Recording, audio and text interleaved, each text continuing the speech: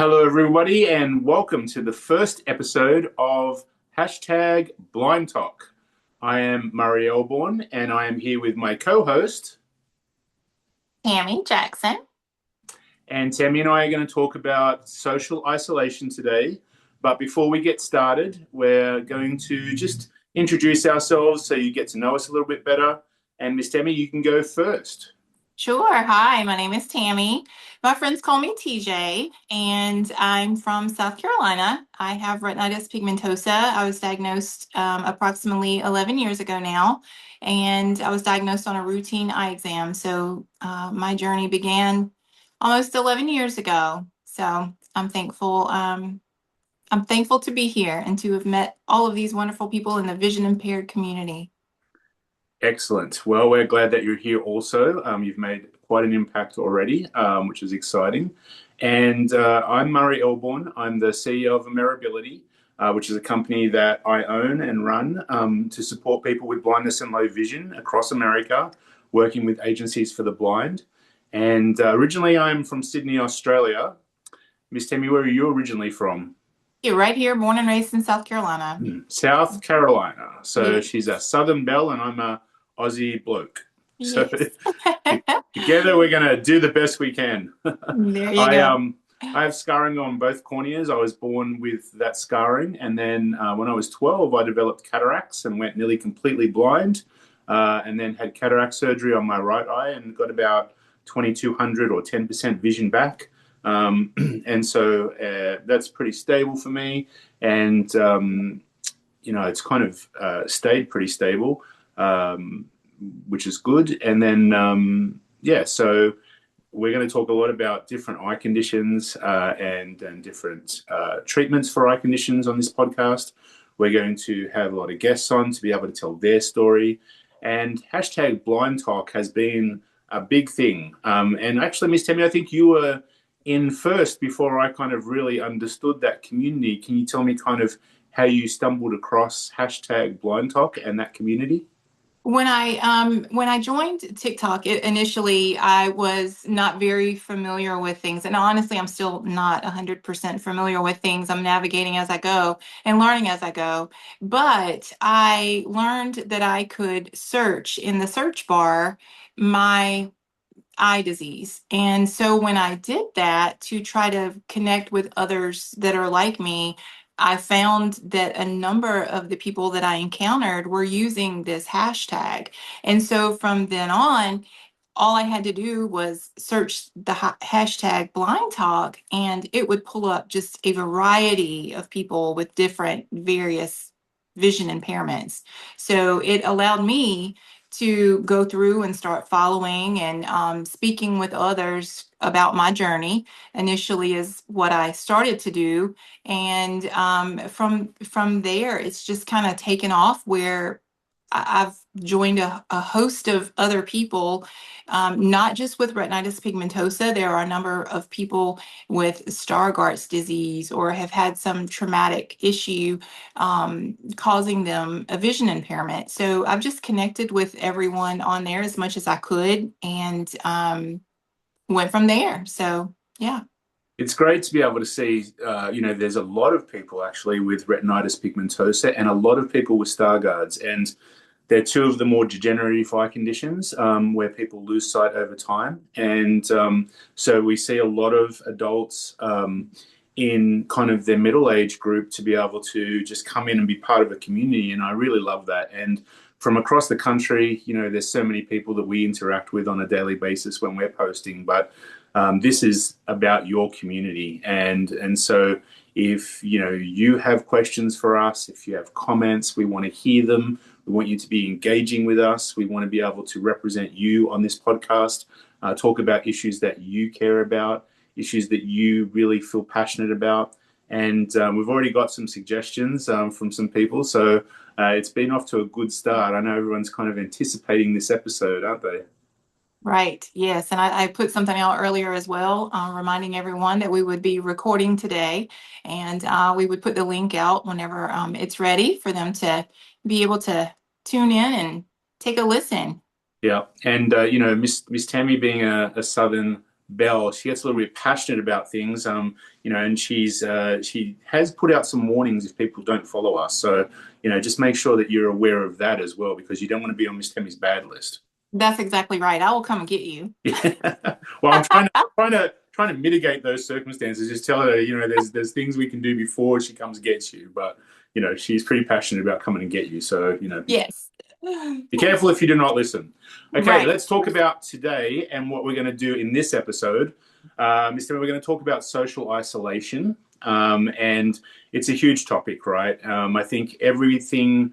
I have a best friend in Australia who just messaged me yesterday, and unfortunately has been battling loss of vision over time, and has now gone completely blind, and in the last week, and has been in hospital.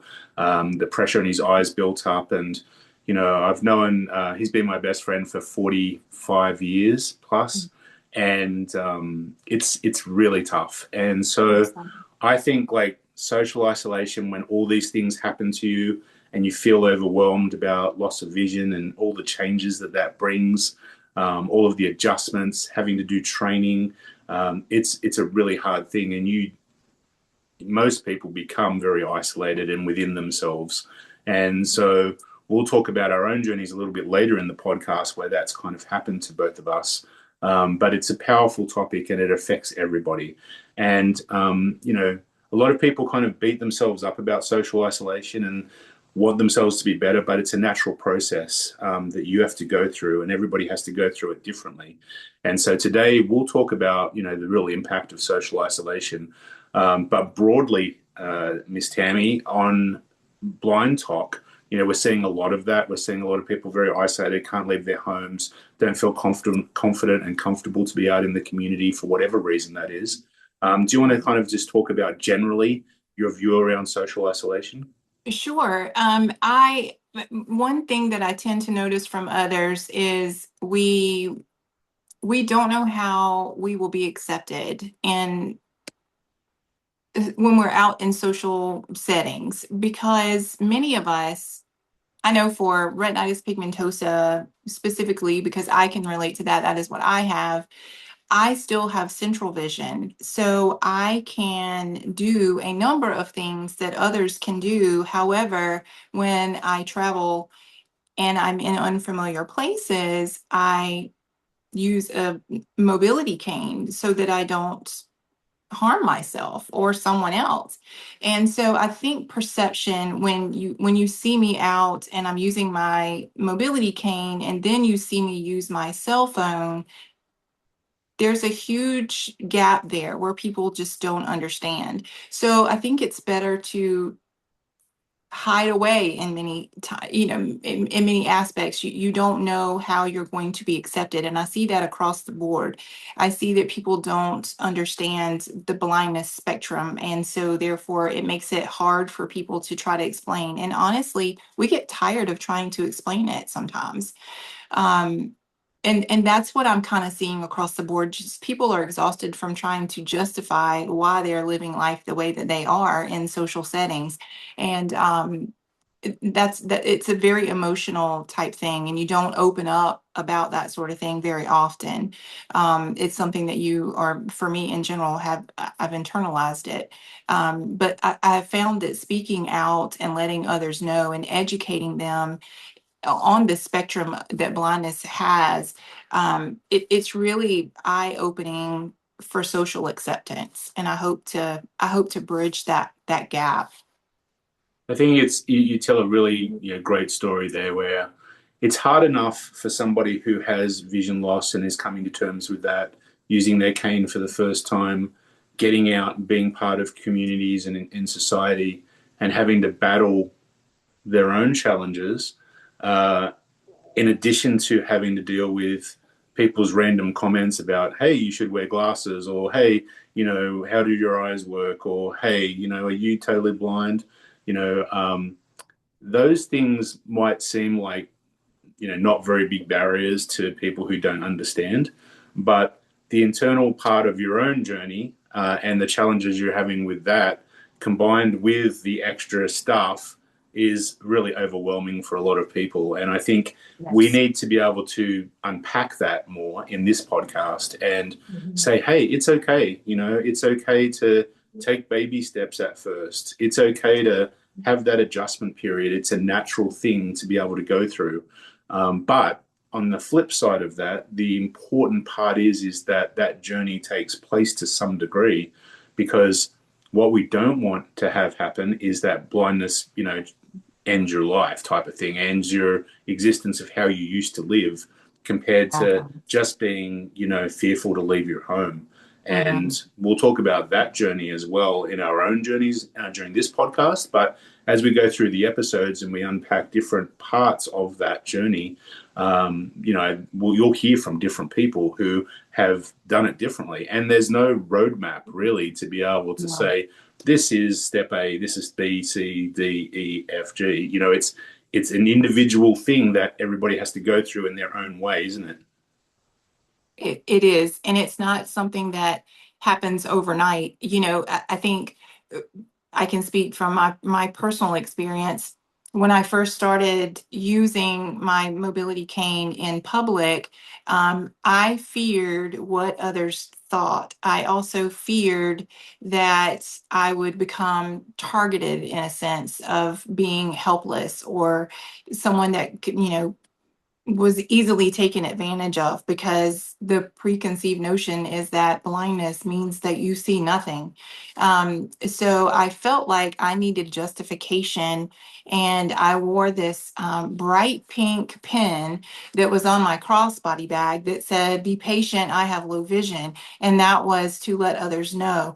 Do you know that no one sees that, right? They see you with your mobility cane and they don't go any further. Like they still might not understand. Yeah. So, I found it pointless. And I also finally came to the conclusion that I didn't need to explain to anyone else. I was doing for myself what I needed to do to keep myself safe. Yeah, it's such a big thing. Like, I think, you know, that the Yes, social isolation part, and then just explaining to people or not explaining to people. Like, at the end of the day, you know, you have to look after you first. That's the most right. important thing, right? Is like, you don't owe anybody anything, and you don't have to, you know, necessarily tell strangers like what's going on. You know, sometimes there's education, but education gets tiring after a while of having to It do does. it. So everything's a balance, right? You know, It obviously, is. like, my business is about education for blindness, and working with agencies, and, you know, doing conferences and all this stuff. But it's, boy, it's a journey, right? And you just get tired of dealing with it. Exactly. You get tired having to deal with it in your own circumstances, and it's a lot, you know. And so I think it's okay to say that it's a lot, you know, and it's okay for us to say that, you know, we struggle, and there's days where you just don't want to do it, right? You just want to stay inside and be in your own environment and feel Right. like, geez, I don't want to ever talk to someone today. It's just like too much. Exactly. Right. And the importance of that is it's okay to have a day like that. It's okay to have those feelings of, I can't do it today. I'm just exhausted from life and the world and I just can't. But the most important thing is to know not to stay there. The next day, okay, I've had my day. I have sulked in everything that I need to sulk in, but let's get up and get this day going. It's a different day, and just don't stay in that place. And that's something that's often hard for people once you kind of get in that rhythm of, oh, I've had a day and I kind of just laid around and it kind of felt good. Maybe tomorrow I'll do the same. And then it turns into an ongoing thing. And that is not healthy at all. Well, it can spiral the other way, right? And you have to Yes. be aware about that as Mhm. well. And if you are to the point where, you know, you don't want to leave your house, then it's spiraled the other way too much, and we have to, like, think about how we can get out of that situation, because it's a balance, right? And I think Yes. also the important part is that you need somebody to be able to rely on for things in life, not just from, you know, the practical component of it, but the social emotional well-being component of it. You know, someone who you can talk to, someone who you can just be with to some degree, of course, you go through moments of isolation where you want to be by yourself and you are comfortable in that environment, but challenging yourself to be or have somebody to just talk to, call, text, whatever it is, that's a really important part. What do you think about that? I find it very helpful to have others that can relate, I guess. So for me, I didn't know personally, and I still don't personally know anyone else with retinitis pigmentosa. So the people that I have met have been from the online support and the community that I found on TikTok and also on the Facebook platform.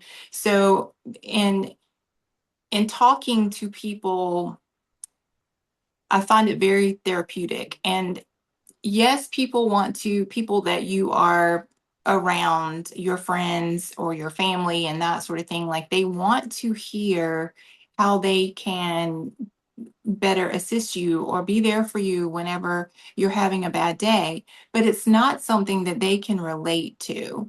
So that also plays a role in opening up to others because I don't feel like if I tell, and 9 times out of 10, when I tell someone that I can't see in the dark, they're like, oh, yeah, girl, I can't either. I am so night blind.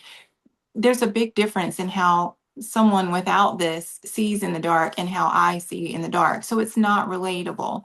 Um, and then you also hear, "Oh, I'm blind. I'm blind too without my glasses." Yeah, well, I'm blind with and without my glasses. So it's again not the same.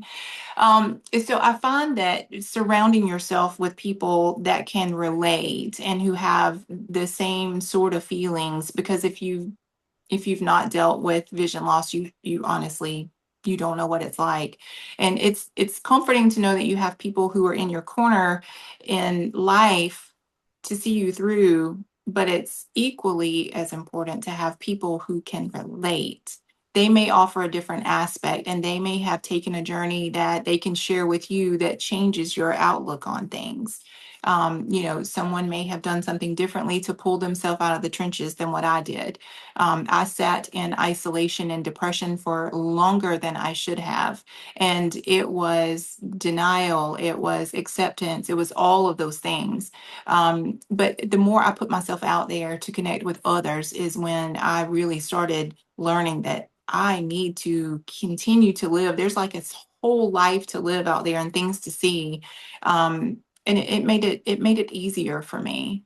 So whatever that looks like, whether it's social media or personally knowing someone, you said you have a best friend who's blind. I don't have that. Most of my friends are all online. So I don't have that person in real life for me.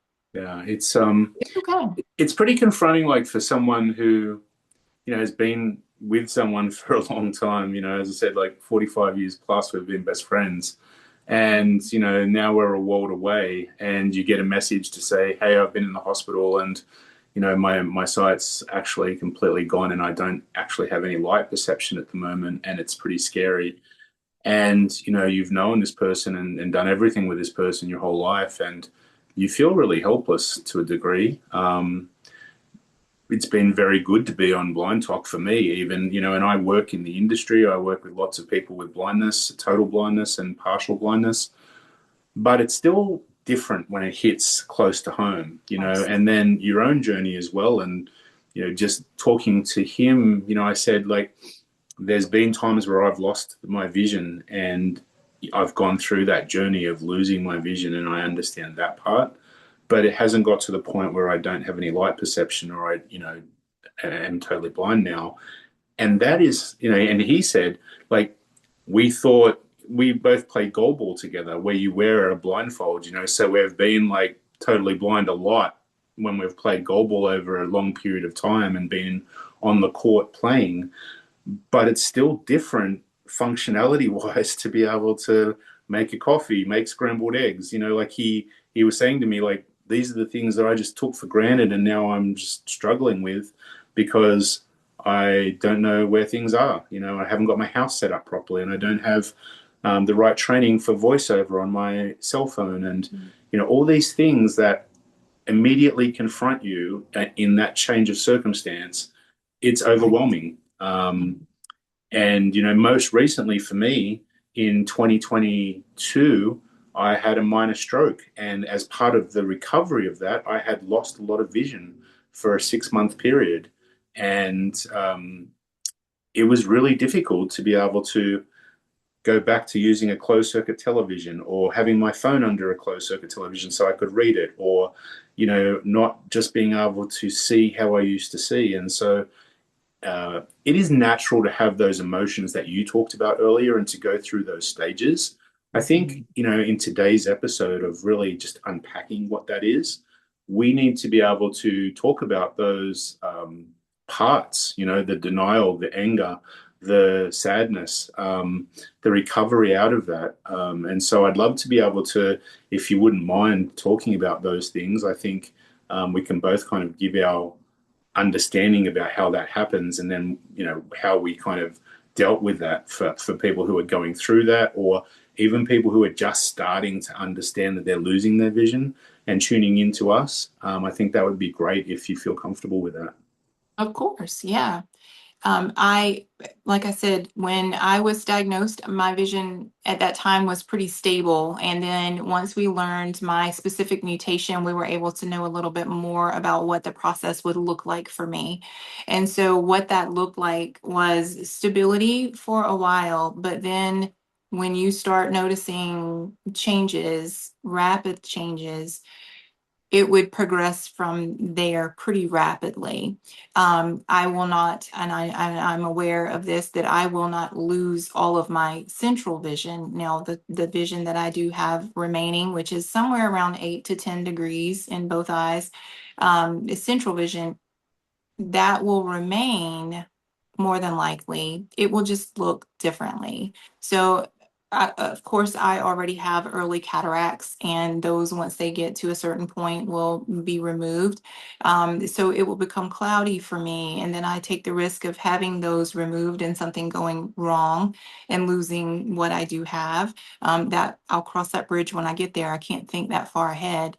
But once I learned what I was looking at for the future, it became scary and it became very isolating. It became something that stayed on my mind all day, every day. And I couldn't help but think about the things that I wanted to see and wanted to continue to do.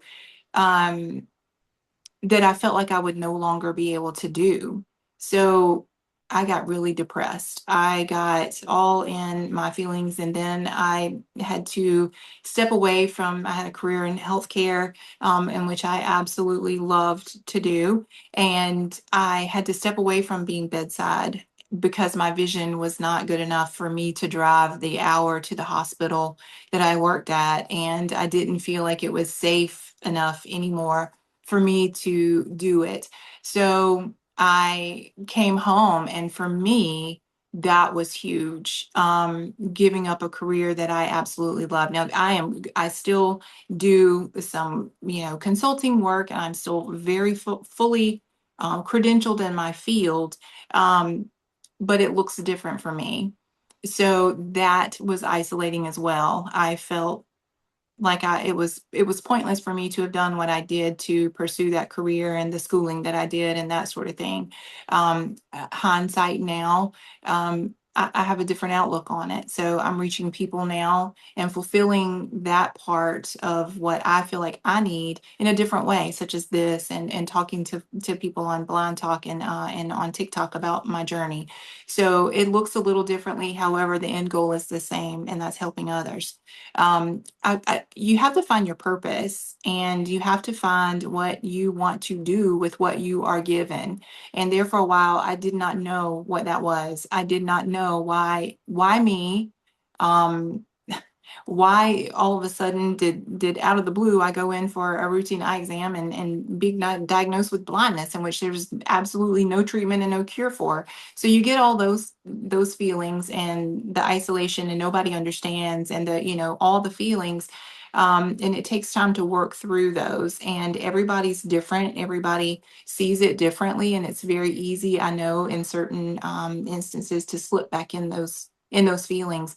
But for me, I just finally decided I have to continue to live life because I'm aging. I lost both of my parents early, in life, and they didn't get to experience the things that I am now experiencing. So I didn't want, and plus I have a daughter, so I didn't want to rob myself of the memories with her, and I didn't want to rob her of memories with me by staying isolated. So I just did some deep diving into myself and set some goals. And I found that goals, no matter how big or small they are, whether it is your goal is today to get up, get dressed, and go for a walk outside. If that's your goal, do it. And then tomorrow, have another one. Like just continue every day to put that foot forward in achieving a goal. And that will help you, I feel like, get into a more of a routine of how life should be for you. That was helpful for me. And so, I think that's a great story to tell because and again, it's different for everybody. Everybody is an individual with their own situation, their own conditions, their own environment around family, friends, workplace. But for you, and I didn't actually ask you this when we did our initial interview on my other podcast, but um, you went in for your eye exam, regular eye exam, not thinking that anything was wrong, and then you got confronted with this. From that point to deciding to leave your job, what kind of time period was that? That was approximately 4 years that happened. So I knew that there was no timetable. You never know when things are going to start happening um, and cause you to make life altering choices. And so I was good for a while. I mean, everybody knew that I was diagnosed with it. Everybody that was close with me, and even my coworkers at the hospital, they knew what was happening. They knew what I was diagnosed with. They knew that I would be needing to make preparations. We just didn't know what it looked like in terms of a time frame. So when it became increasingly harder for me to see, not only did I work a 3 to 11 shift, but I lived an hour away and would have to drive home at night, and that sort of thing. It became evident to me when I stopped in the road on the way home one night thinking that there was a deer that I was stopping for, and it was a mailbox. And so at that point in time, it was pretty clear for me that I needed to, okay, where are we with the night vision? Is it now completely gone? So of course I had the ERG test and that sort of thing. And sure enough, I could no longer drive at night. And so that was one thing. And it just became harder for me to do everyday shifts there. Like I was having trouble monitoring a ventilator and seeing the monitor across the room. I was, if it was a dark room, like I said, I work 3 to 11 shift, and usually after shift change at 7 p.m., nurses do their thing, we do our thing, and then when we're called back into a room, it's normally very dark in there in the unit that I worked in, and it got so hard for me to do things, and I felt like an idiot fumbling around looking for things in the dark, and they'd be Yeah. like, "It's right there." So it was a good it was a good 4 almost 5 years probably before that happened for me. When, and this is again different for everybody, and so it's unique to hear everybody's individual story, which is great about BlindTok. Um, Everyone struggles with different things, like you said about the deer in the road where it was a mailbox. I had a similar thing where when I had my cataracts, I was walking down the street and I didn't like to use my cane, and there was a tree in the footpath with a shadow over it, and I thought it was a person. And so I stopped and I'm talking to the tree, thinking it's a person. I'm sorry, I'm in your way. And it was the tree shadow. And I'm like, okay, that's pretty dangerous. It's a tree shadow. I think I might need to use my cane, and you get that moment of being confronted by your own reality, which is Exactly. never a lot of fun No, not internally. ever. And so, I think like the key part is, we've all had that moment and we understand what that moment looks like. And we understand the feelings, even if they're different, of what that does to you as in your psyche and your mindset of, okay, you confronted, now it's a safety issue, right? Versus just a I'll deal with it later type issue. Right. And stigma of society, and as we've gotten older, Tammy, I think like, man, society's changed a lot, and we're of the same age generation, but it's now there's such a scrutiny to be perfect all the time, and Right. to be flawless and to like not have anything that is different from anybody else. And I just feel like that's so unrealistic in life at the moment for people, and it puts so much pressure on people to be this perfect person. And even for people who are advocates within their own community, you're going to have days where you feel like, man, I do not want to post on TikTok. I do not want to interact with people. I do not want to answer comments, because we all get tired. We all get emotionally drained. Like, they're things that just happen to people on an everyday basis that people are struggling with. We have people in our community who have, chronic pain continuously on top of all this vision stuff. And Right. the expectations of society are unrealistic, and I think let's talk about that a little bit. How do you feel like that is now for you personally? I mean, you're obviously, pretty motivated to post regularly. You're motivated to interact regularly. Mhm. When you're having those days, like, how does that impact you? Actually, this week I had a couple of days that were like that, where I just posted, things of pictures and videos that I had from previous trips and that sort of thing, where I just kind of put things to it because I didn't want to be on camera. It just, I was sulking again this week for a day or two about what my future looks like, and not knowing the when and that sort of thing, which is, classic for me because I'm very much a planner. So, those type things, I fell into it, and I I tried to engage with others while I was not putting myself out there. And I found that to be therapeutic and helpful because I ran across other people who were probably struggling worse than me. So anytime that I find myself in a depressive situation or something that's gotten me down, I can bet that as soon as I join my online forums, I will see that my problems and how I'm feeling is very small compared to someone else. My eye disease is not going to cause me to lose my life, right? So that's a big thing. It's an inconvenience, and it is very much something that I have to adapt to, but it is not life threatening. It is simply life altering. Yeah. So I try to remind myself and put myself in the path of seeing those type things that remind me, yeah, you might have a little bit of a struggle, but it could be so much worse. And so that's kind of what I do for myself, and everybody does things differently. Yeah. Um, and But, whatever. I want to say this too, and I think that's a great outlook to have. But in a perfect world, when you're going through those things, it doesn't seem small. Like, everybody goes Right. through that mental challenge of, I'm done. I don't want to do this anymore. It's too much. And I just want to be in my own environment. I want to not talk to anybody. I just want to feel my own space for a while. Like, and we beat ourselves up on it, right? You beat yourself up on it a little bit this week, right? I Because you did. didn't feel like that, but it's natural. I think Yeah. that's what we have to go through sometimes.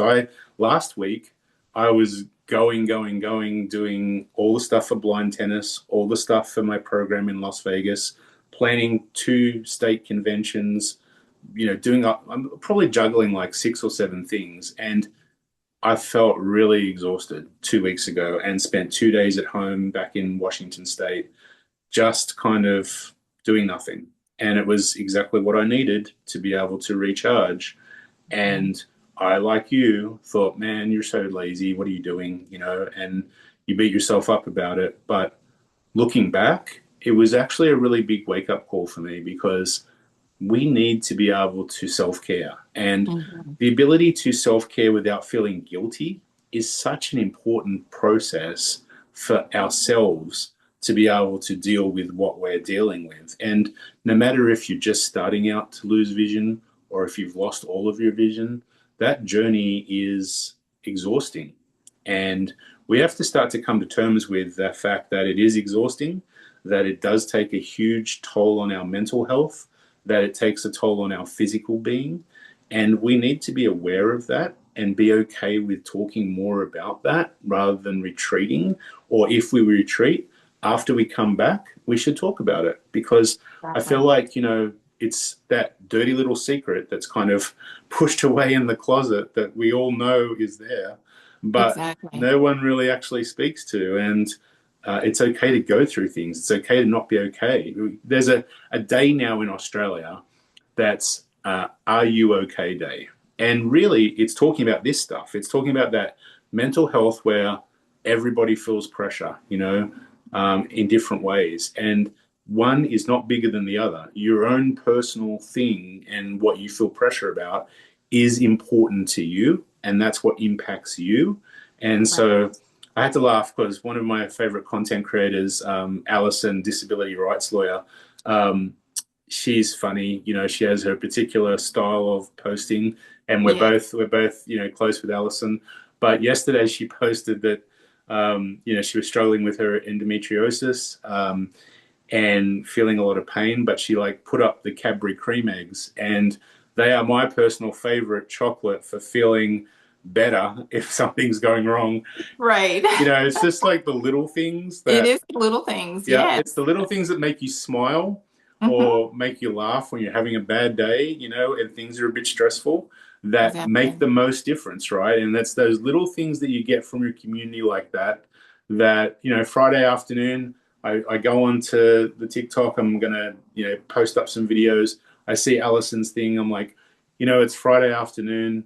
There's a lot going on, but it made me smile. It made me laugh. It made me realize that it is the little things. It is the people in your community who can support you and bring you up. And that's why this podcast is going to be so powerful for people, and when we've been promoting it over the last week or so, just comments, inbox messages that I'm sure you're getting, that I'm getting, Yes. about people Yes. excited to hear these things, for us to be raw and put ourselves out there, for others to feel motivated to do the same and tell their stories. Like, that is what it's all about. I shared with Tammy, I was promoting and talking to somebody on LinkedIn during the week, and it was a vendor orientation mobility instructor in Maryland, and she works at the School for the Blind in Maryland.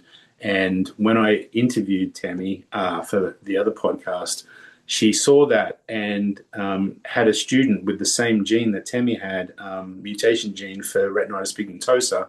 And she showed that podcast and shared the podcast interview with the student.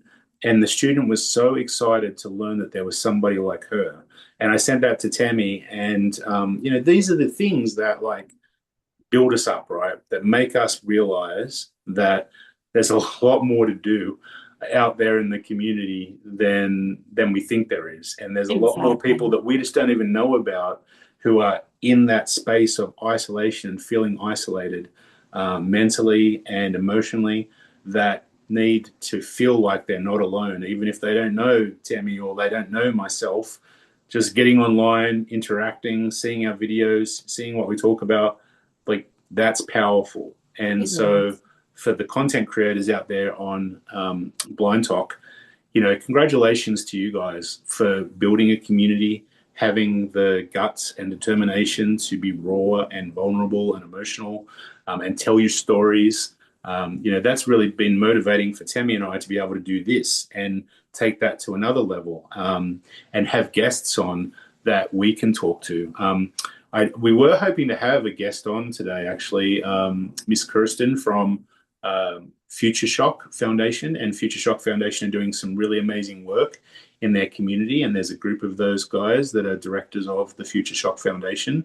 I did send her a message, but I haven't heard back, so I'm not sure what's going on. So we might not be able to get Miss Kirsten on today, unfortunately, but we will have Future Shock Foundation board member on at some point, and they're doing an amazing job. I just saw that Magic Dad, or Dad Magic, and his wife had gotten donations for a group of kids with blindness who weren't able to necessarily eat well. And so their community donated a whole bunch of food to them, and they were going to go and deliver that over the weekend, I believe, to the center. And so it's amazing. You know, there's people in our communities that are doing amazing work for people with blindness and low vision. I want to also shout out to the Blind Center of Nevada here in Las Vegas, who do an amazing job in just supporting people from a social, emotional well-being point of view. They do food drives each week where they give bread and vegetables and fruit to their members as well. They put on a big bingo night morning every Wednesday, which is amazing and just fun. And you know, people just need something in their lives that motivates them, makes them happy, makes them smile. It makes a big difference to people. And there's so many good parts of community doing those amazing things. Tammy, how about for you? Like, what are the things that you kind of build you up and make you motivated to kind of keep going? I think for me, it's a variety of different things. Like I love to travel. I love baseball. And so baseball season, of course, is upon us. So I look forward to wherever the baseball season takes me this season to be able to see more stadiums. So I live every day for baseball. That's one thing. Our daughter is graduating on May the 6th from 6 years of college with her PharmD degree. So that's exciting for me. So right now I have those things going on. We have a new shed being built, all those things. So for me, I try to think about projects or exciting things that are coming up, to help keep me going because, and actually hearing from you this week with that text that you sent me regarding the other person that saw the podcast and it was shared and it made a difference. I needed that at that time. I was having a day. And so it was one of those things where I could have very easily sat there and just continued to, cry myself to sleep. But then I heard from you and I'm like, oh, well, here we go. There's somebody needs me, I Yep. think, because I'm, a mom forever. And when Peyton left to go to college, I kind of felt like nobody needs me anymore. Like, because I was so involved with her and her travel ball experience and her schooling and all the things that I kind of didn't feel needed anymore. And then losing my career, being bedside. And so I'm like, really, nobody really needs me now. Yep. So I think finding my place and where I'm needed is a big motivation for me. So if I'm scrolling on TikTok and I run across someone who is, feeling down, not only will I comment, but I may send them a personal message as well to say, listen, I got you. What can we talk about? What do you need today? What can I do for you? And so I find purpose in that sort of thing. So finding something that brings you joy. And so for me, it's helping others. And so I try to every day find something that will bring me joy and not just sitting around waiting on the baseball game to start. Hey, sitting around waiting for the baseball game to start's real too, though, right? It is. Timmy has this a fascination, I would say, with Aaron Judge, the captain of the Yankees, but now he's also captain of Team USA, and they had a big win last night. We'll talk about baseball a little bit later, but it's also important to be able to have those interests, right, on things that you look forward to on a daily basis. Like I've taken at the moment, I'm running a program in Las Vegas, and I have 3 adults, males, 20, 21, and 29. And they're in that transition phase of, okay, finishing high school, one's finished college, and they're struggling to be employed. And so I deliver a work skill, living skill based program here in Las Vegas, and we're in a trial for this program over 12 weeks with these students and participants. And, it's good to be able to get up each day and feel like you are teaching somebody a new skill and watching them grow. And I've posted a couple of videos over the last couple of weeks of those people, just learning and growing and doing things. And, when I think about when they walked in the door on day one and how they thought about life in general, not just a workplace or a job or what they wanted to do. And now I see them kind of 10 weeks later, you start to feel like you are making a difference to somebody, and you're invested. And it's like what you just talked about with your daughter. And sometimes, we need those real relationships like mother-daughter and, but like for me, when we were in Australia, I was all about sport, right? So I used to be a goalball coach. And I was the Australian coach for our youth teams. And so I'd get kids kind of 14 years old, raw, kind of, goof off kids that didn't really have any work ethic or didn't understand what it was to turn up to training and be prepared and do all these things. And then we travel the world together. My girls team won the World Cup in 2017. Had never played an international tournament before. That's And, awesome.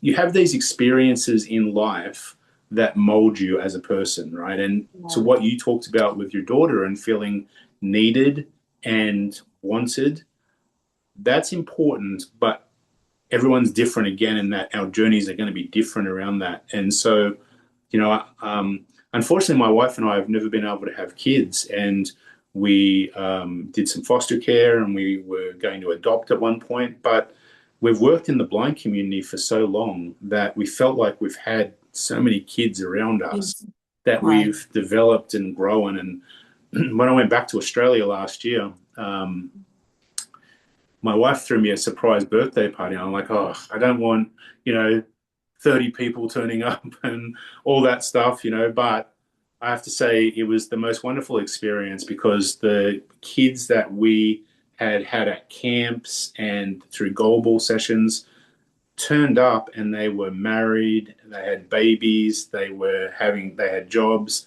they had graduated from college, and just, sitting down and talking to them for even 10, 15 minutes about how they grew. And so many of them said, like, I just want to tell you, like, you're a big part of me feeling like I got successful. And again, that impact that you can make to somebody, the impact that you made to that student in Maryland, the impact that you make when you send a personal message to somebody and take the time. And on the flip side, I've had creators who I have thought, wow, you have low vision or blindness and you're doing some great work in creating. And I'll message them and I'll say, hey, thanks for your content. It'd be great to be able to collaborate or do something. And nothing, you don't get any response, right? And so it is really important. And I always feel like this is, however much you do in your community, you should never feel like you're above talking to somebody, because that person that reaches out to you, that person that sends you a message, that person who likes or comments on your post, like, it's not about popularity. It's actually about engagement and connection. And so for me, like, that is a really important part of BlindTok. And sometimes we're busy, and sometimes we don't get to content or we don't get to responses. But now I always try and take some time to be able to comment, or like you said, send someone a personal message who likes a lot of my content. And I say, thank you, and thanks for liking my content, or thanks for commenting, or, what are you doing today? Tell me about you a little bit more. And that's what builds our community. And so for everybody who posts, everybody who likes, everybody who engages, thank you, because it takes all of you people to be able to make what we're doing possible. If there was no community, if there was no BlindTok, if there was no content creators or people who liked the content or people who have to be at home for whatever reason, isolated. Like that's Mhm. what makes our community grow and work. Exactly. And I find it a good release for me to get on there and see and on my page now, I mean, you will find a little bit of everything. I'm not all about just talking, but because blindness is and vision loss is just a part of me. It doesn't totally define me. It's just a part of who I am, right? So the other aspects of me are, the baseball and doing funny things and stuff like that. Like I laugh at myself all the time. It's you never know what I'm going to say, and I'm self-aware of that.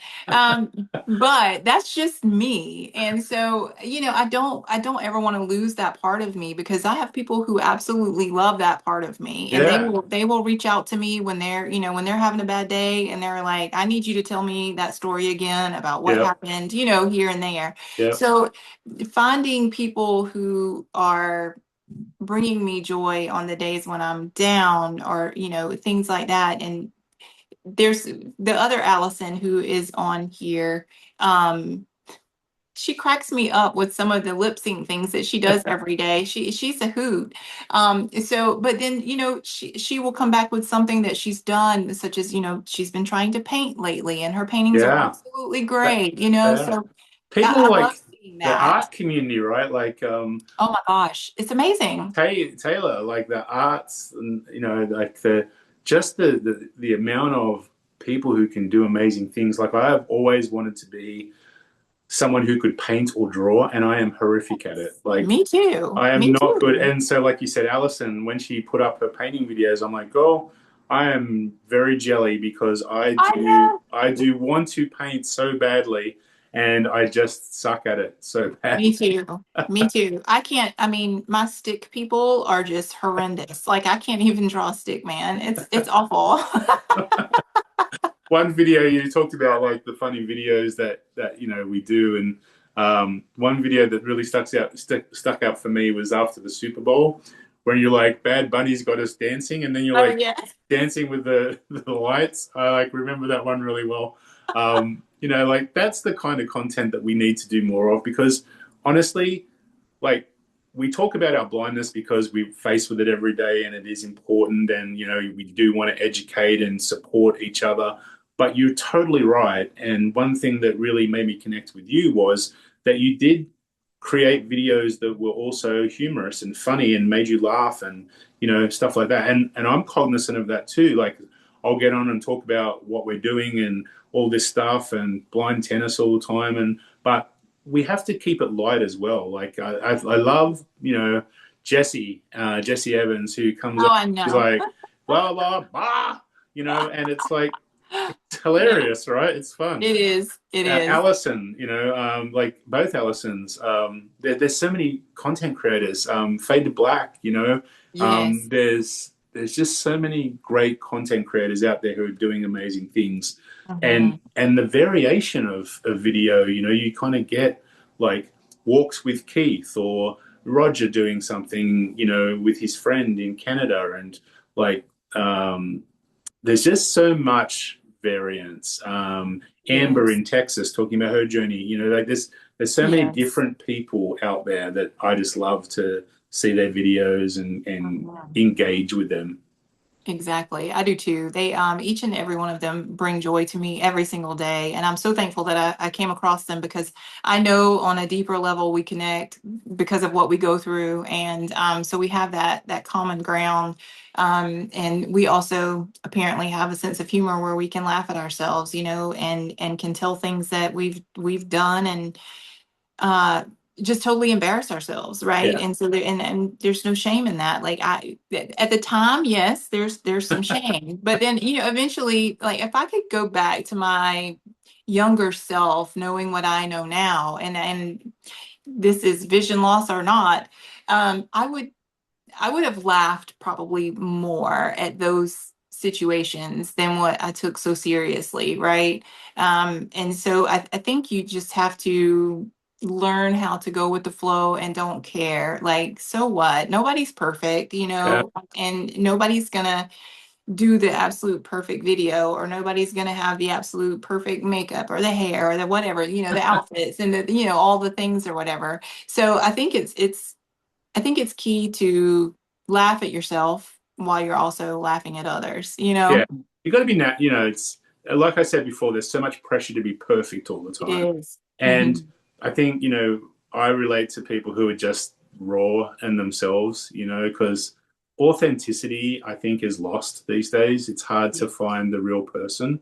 And when Right. someone's vulnerable enough to show you their real person, like that, to me, that means more to me than, someone who's just perfect all the time and says the perfect thing and doesn't have anything wrong in their video. So I saw Right. Jessie riding a horse the other day with a flower face. I'm like, girl, you're crazy. It's hilarious. Like, I'm starting to learn. It's funny, I teach like people to with blindness to be, more work ready and I can teach someone an Excel class or a Microsoft class or Google or whatever the program is, but like I'm horrific with technology on the whole. If the television doesn't work properly, I'm like Tammy, who's my wife also. Um, different spelling actually. She spells hers Tami, your Oh, TMMY, which is good because it's not the same, but right. it's like she's the one who comes and fixes the television for me. So it's like it's an interesting dynamic, right, that we all live in and do. Right, right. But I used to be very much a perfectionist. Like I wouldn't leave home without full makeup, even to go to and from a small town grocery store, and you just know you're gonna, because if I go up there looking like, I just rolled out of bed, then I'm gonna see flip flops and track pants, right? yes, then I'm going to see everybody that under the sun that I probably haven't seen in 6 months, right? And they're like, "Wow, Tammy sure has really let herself go." So I used to really worry about that, but no, I don't really worry about that anymore. That's a big It's thing in the South, though, right? It's like yes, I think yes, like it's a lot more. People think of the South in different ways, but actually, I lived in Mobile, Alabama for 2 years, and it's very like old style living, right? It's like people's yes, expectations of people, how they dress, how they look, how they act. It's very formal in a sense mm, compared to more, I don't know,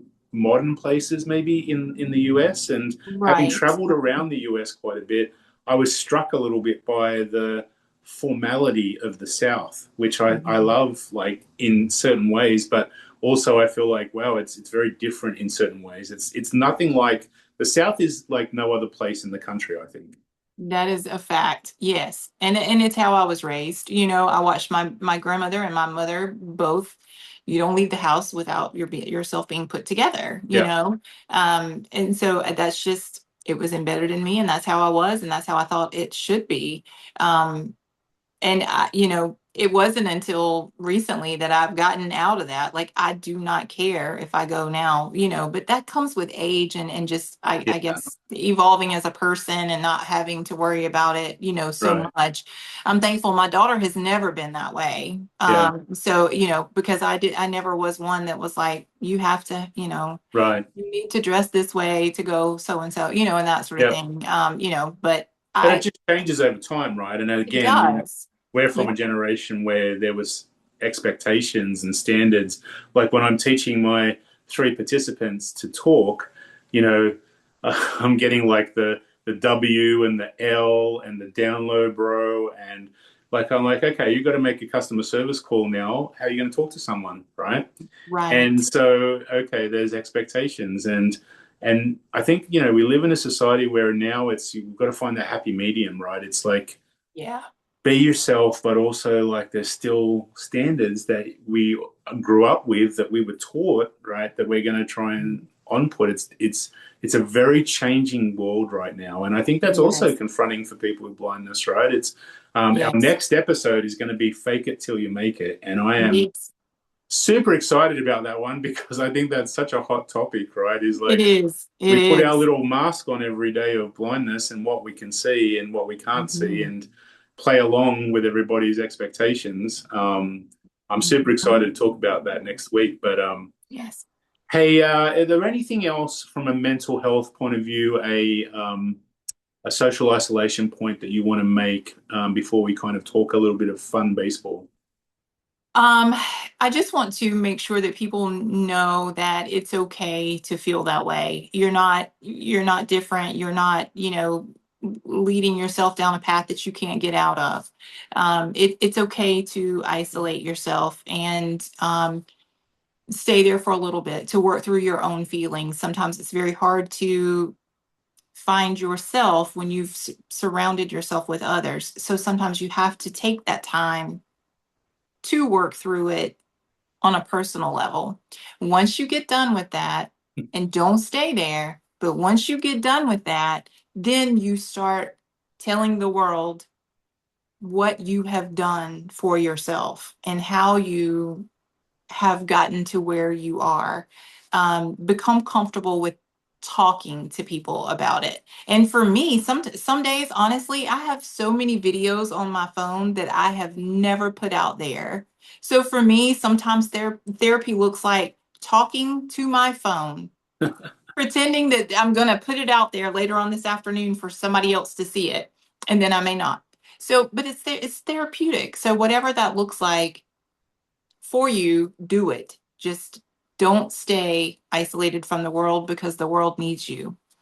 I think that's such an important point. And you're inside as a nurse too, like as someone who cared for people bedside, and that you have to have like a caring heart to do that stuff, right? And I feel like that, I have to be caring enough with people to be able to teach them in the same aspect, whether it's on a sports court as tennis or goalball, or in living skills courses. You have to have a level of patience with people. You have to have a level of compassion with people, and you have to genuinely care. And I'll tell you, like, your point is so valid. I was watching a baseball game the other night and thinking, okay, I've got a load of washing in the washing machine that I'm doing. I'm cooking dinner. I'm just finished my course. Like, I'm doing things, and I felt like an adult, Tammy. I'm like, hey, my wife's not here. She's in Washington State, and I'm like self coping, which is good. Doing all the It's things. like not a big deal, right, to anybody else, but to me, it like felt like, okay, I'm an adult. I can do all this stuff. And I'm like, Right, right. it's the little things, right, that you just think, okay, well, I'm surviving. I'm not doing Exactly. bad. I tell my wife, she's like, what did you have for dinner? And I'm like, oh, I cooked this. And she's like, well, how did you do that? I'm like, well, how do you do it? And I'm like, I lived for 28 years without you, before we were married. Like, I'm self-sufficient, but you got to redo all that stuff. And so Exactly. it's Exactly. it's sometimes it's the really like little things that people just take for granted that you're like chuffed Mhm. about that you got done that day. So Yep. I love like just a gamma is like that as well, right? She'll just post Yes. something where she's had a hard day, but like she's done something, or like it's a win for her. I love seeing those videos because, Yes. like, to Yes. me, it's the little things that people value about who they are that means the Mhm. most. It doesn't have to be this giant big thing about doing something humongous. It can be the Exactly. littlest thing that you've done that makes you feel good, that you should Exactly. post about and tell other people about. For sure. Celebrate every win, no matter what you think that looks like for you. Celebrate every single win. And if that just means you got off the couch today and you got a Yeah. shower and you, Yeah. you wash and dried your hair, that's a win. Take Well, it. I'm going to have to say I don't usually wash and dry my hair. Oh no. Yeah. Well, Run I the can see it, razor but it would over take it, you so put a little much baby time. oil on. There's a little bit of light, actually. I feel like I might have just put a little bit too much shine on today. There's a little light off the top. So, you know, You're fine. I'm having that problem today. But, all right. So let's talk a little bit of fun Oh because yeah. fun is important. World Mhm. World Baseball Classic. Tammy and I, we're both huge baseball fans, so Mhm. we've found a love of baseball connection, and we've both big Yankee fans, which is also kind of cool. Mhm. And we've been to Yankee Stadium a lot, and so Tammy is chasing. Is it 30 ballparks? 30. All Yep, 30. all 30 ballparks. She has a Yankee jersey where she puts a patch on the back when she visits a ballpark. So I Mhm. told her that she needs to come to the West Coast to be able to do the whole West Coast parks. So, Yes. unfortunately, as I said, we don't have Miss Kirsten today from the Future Shock Foundation, but we will have someone on from Future Shock in a future episode. But they are doing a White Cane Day at Disneyland this year. Mhm. And it's their second annual White Cane at Disneyland Day. They did it last year successfully. And I don't know about you, Miss Tammy, but I'm actually thinking about going this year because Disneyland is fun. It is an amazing place to visit. And I don't know actually in October if you're going to get your baseball stadiums in, so maybe it's not for you. But definitely, we'll get you over to the coast, the West Coast, I uh, definitely plan to make it out that way for at some sure. point so you can tick off the stadiums. Yes, yes. I definitely want to do that.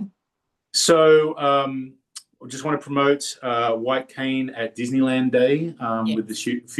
Future Shock Foundation, and we'll have more to come on that. But it's an exciting project that people can get behind, and sometimes people living on SSI or SSDI and being in a home environment where they're feeling very socially isolated and they don't have a lot of money to travel.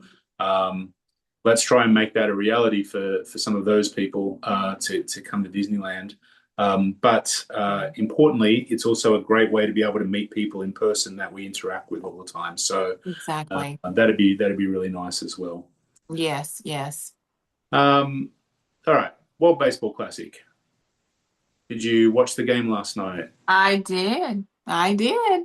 Your I got boy, I your got boy didn't turn nervous. up as Captain America though last night. He's Uh, He's not hit a home run in what 2 games? I think that's a little bit of a. He's actually got off to a really good start this year, which he is great. has. He has, and it's been impressive. I hope it stays that way. He normally during spring training, he's trying to find his timing and that sort of thing. But because of the World Baseball Classic, he got started early and he's singing it so well. I'm so proud of him. So yeah, and he doesn't always have to go yard to do big things, but his stats they look good. So Yeah, I'm proud of him and it's this Yankee all of team them. actually seems like really motivated to come out and do well this year. So Yes, I hope that they do well. me too. And it should be a really good season. I do love the World Baseball Classic, I have to say, and I do too. I think it's like a really underrated sporting event that just kind of comes around every 4 years type of thing. But man, they play with passion. I saw. I don't know if you saw this, but Otani actually isn't supposed to be allowed to play now in the quarterfinal for Japan.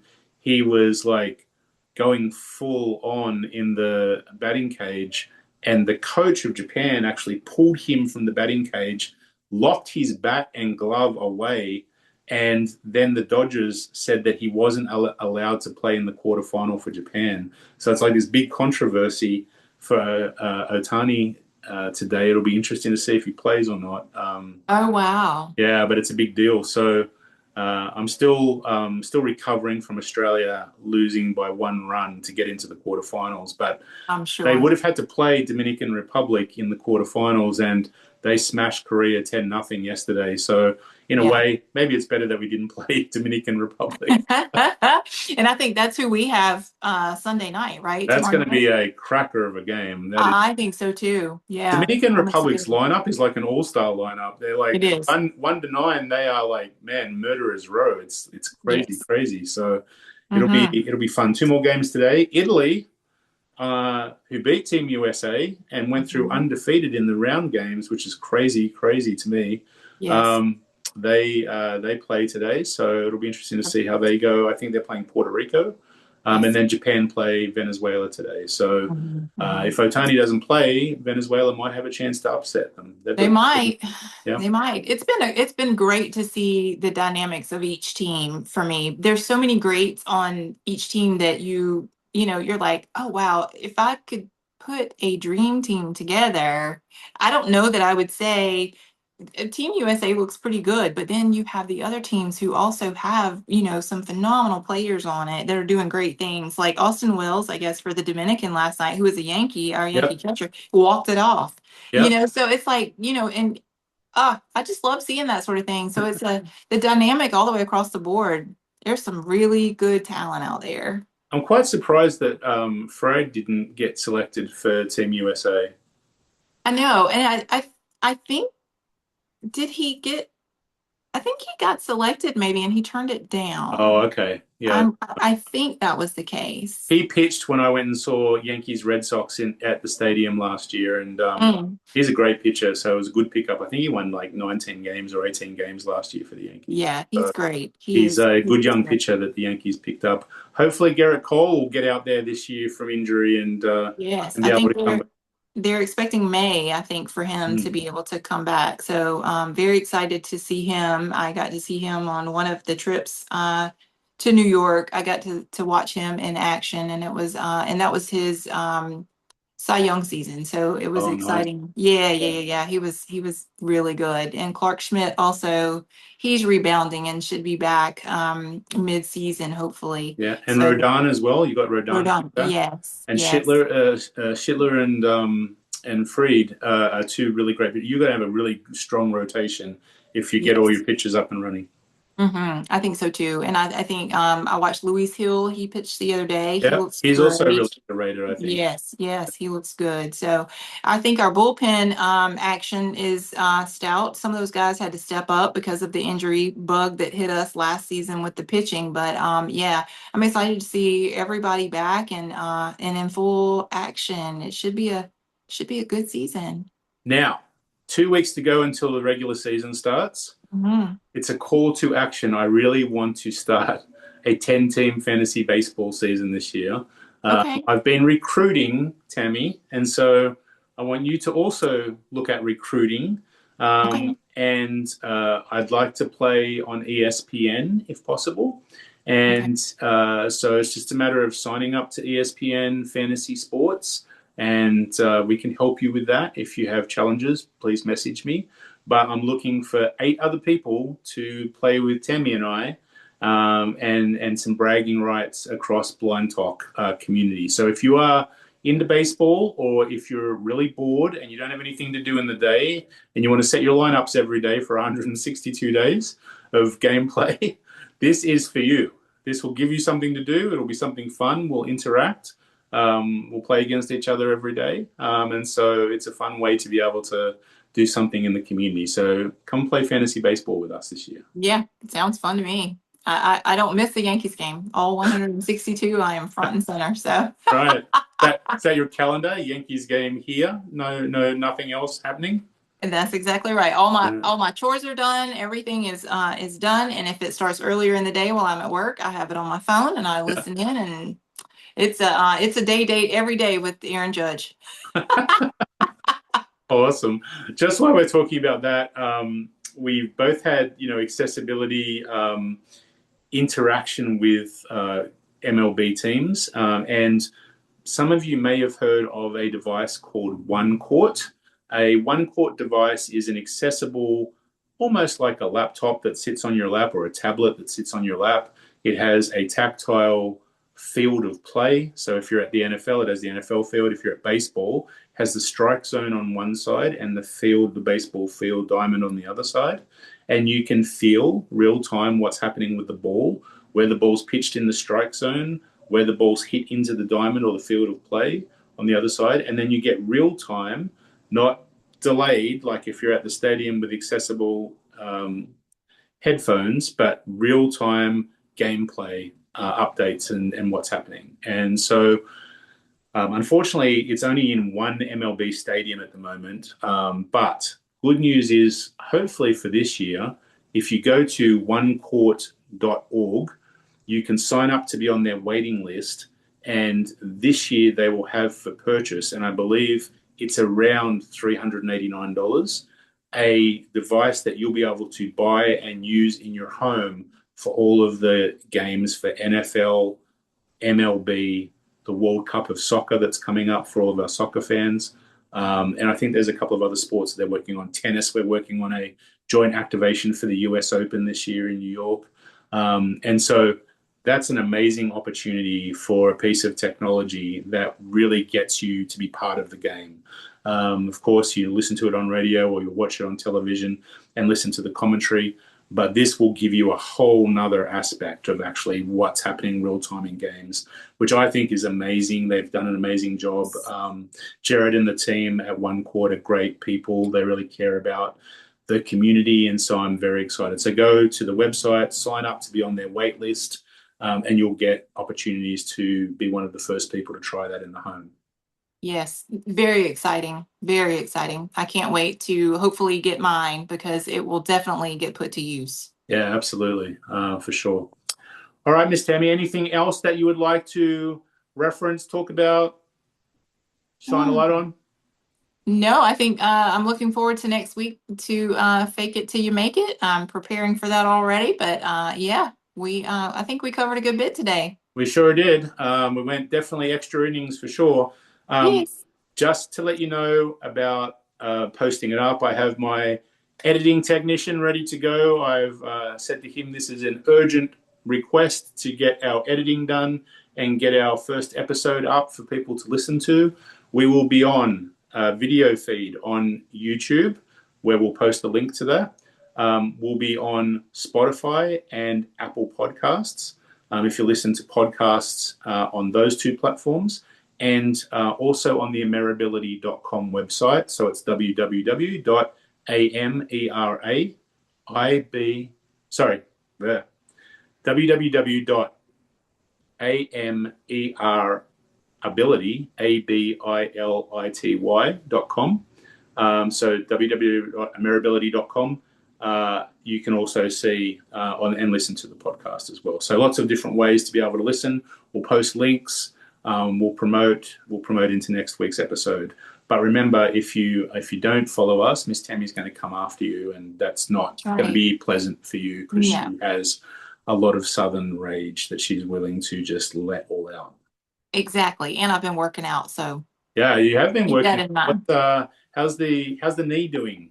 It's good. It doesn't hurt to walk on it at all. It doesn't hurt to run. It doesn't hurt to walk. It just hurts to put any pressure on it. Right. It's crazy. It doesn't hurt to walk or it doesn't hurt to run, but put any pressure on it hurts. Mm-hmm. Yes. Like if I kneel down on the okay. kneel. Yes. Yeah. Right. Well, that's great news because before we go, I'm trying to push Miss Tammy into playing some tennis with me.